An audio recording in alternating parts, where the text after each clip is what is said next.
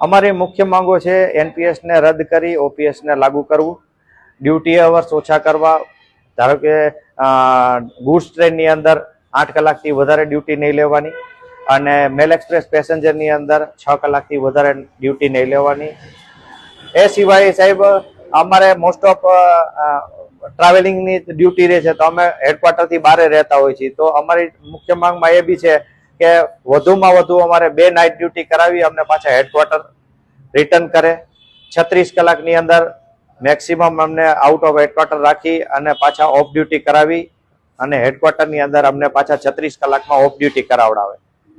એ સિવાય મહિલાઓ માટેની જે બેઝિક જરૂરિયાતો રહી વોશરૂમ માટેની એ અમારી પૂરી કરવામાં આવે, કારણ કે લોકોની અંદર આ સુવિધા હોતી નથી. જ્યાં અમે લોકો 8 થી 10 કલાક 12 કલાક નોકરી કરતા હોય જે જગ્યા ઉપર, ત્યાં અમને આ સુવિધા મળવી જોઈએ, પણ એ સુવિધા એની અંદર મળતી નથી.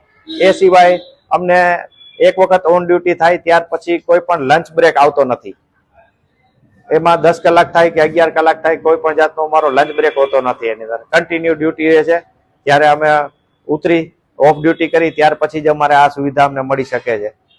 એ સિવાય નાઇટ ડ્યુટી મેક્સિમમ મારી પાસે 2 કરવામાં આવે, એનાથી વધારે નહીં.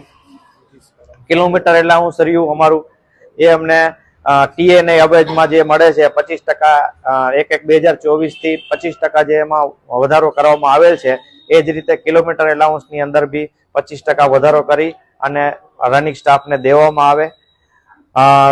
આસિસ્ટન્ટ લોકોને રિસ્ક એલાઉન્સ નથી મળતું, તો બાકી કેટેગરી જે લોકો પાયલોટ રહી એમને આ વસ્તુ આપવામાં આવે છે. તો અમારો એ બી માંગ છે કે આસિસ્ટન્ટને બી રિસ્ક એલાઉન્સ દેવામાં આવે.